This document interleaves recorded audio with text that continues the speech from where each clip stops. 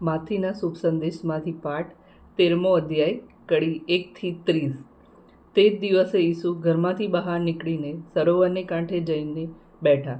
તેમની આસપાસ એટલા બધા લોકો ભેગા થઈ ગયા કે તેઓ એક હોડીમાં જઈને બેઠા અને બધા લોકો કાંઠા ઉપર ઊભા રહ્યા। તેમણે દ્રષ્ટાંતો દ્વારા તેમને ઘણી વાતો સમજાવી, જેવી જમીન તેવો પાક। તેમણે કહ્યું, એક માણસ વાવવા ગયો, વાવતા વાવતા કેટલાક બી પથ્થી પર પડ્યા અને પંખીઓ આવીને તે ખાઈ ગયા।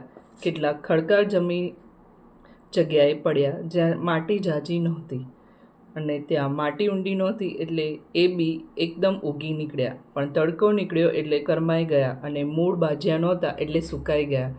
કેટલાક બી ઝાંખરામાં પડ્યા અને ફાલ્યા એટલે ગુંગળાઈ ગયા, પણ કેટલાક બી સારી જમીનમાં પડ્યા, તેને પાક આવ્યો। કેટલાકને 100 ગણો, કેટલાકને 60 ગણો, કેટલાકને 30 ગણો। જેને કાન હોય તે સાંભળે। શિષ્યોએ તેમની પાસે જઈને પૂછ્યું, આપ એ લોકો આગળ દ્રષ્ટાંતોમાં કેમ વાત કરો છો? ત્યારે ઈસુએ જવાબ આપ્યો, તમને ઈશ્વરના રાજ્યના રહસ્ય જાણવાનું સદભાગ્ય પ્રાપ્ત થયું છે, પણ એ લોકોને નથી થયું। કારણ જેની પાસે છે તેને વધુ આપવામાં આવશે અને તેના ભંડાર ભરાશે, પણ જેની પાસે નથી તેની પાસેથી તો જે કંઈ હશે તે પણ લઈ લેવામાં આવશે। એટલે હું એ લોકો આગળ દ્રષ્ટાંતોમાં વાત કરું છું, કારણ તેઓ જુએ છે પણ દેખતા નથી, સાંભળે છે પણ સાંભળતા નથી, તેમ સમજતા પણ નથી।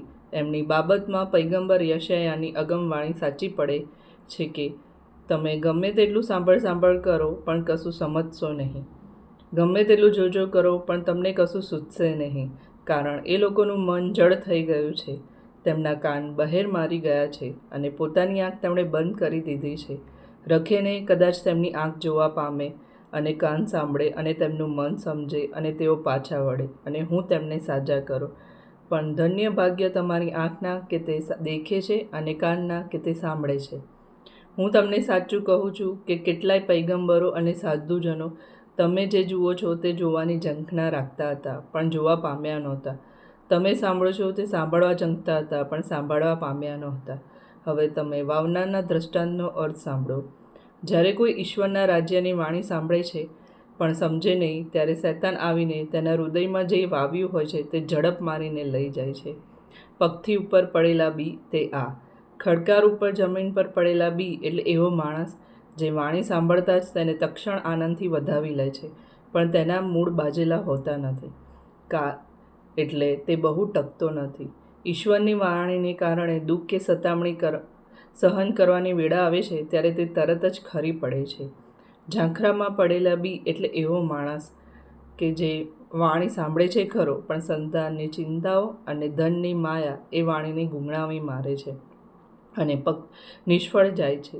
સારી જમીનમાં પડેલું બી એટલે એવો માણસ જે વાણી સાંભળે છે અને સમજે છે અને જીવનમાં પાક પણ બેસે છે, કોઈકમાં 100 ગણો, કોઈકમાં 60 ગણો અને કોઈકમાં 30 ગણો।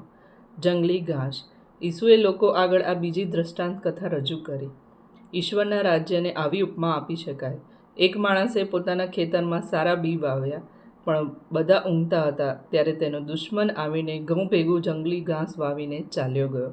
પણ જ્યારે ઘઉં મોટા થયા અને કણસલા બેઠા ત્યારે ઘાસ પરખાયું, એટલે ખેડૂતના માણસોએ આવીને તેમને કહ્યું, મોટા ભાઈ, તમે ખેતરમાં સારા બી નહોતા વાવ્યા, તો પછી આ ઘાસ ક્યાંથી આવ્યું? તેણે કહ્યું, એ કોઈ દુશ્મનનું કામ છે। એના માણસોએ કહ્યું, તો અમે જઈને ઘાસ ભેગું કરી લઈએ? તેણે કહ્યું, ના, ઘાસ ભેગું કરવા જતાં તમે ઘઉં પણ કદાચ ઉખેડી નાખશો। લણણી સુધી ભલે બંને મોટા થતા, લણણી વખતે હું લણનારાઓને કહીશ કે પહેલાં ઘાસ ભેગું કરી બાળવા માટે તેના ભારા બાંધો, પછી ઘઉં મારા કોઠારમાં ભરો। આ પ્રભુની વાણી છે, તે આપણો આધાર છે।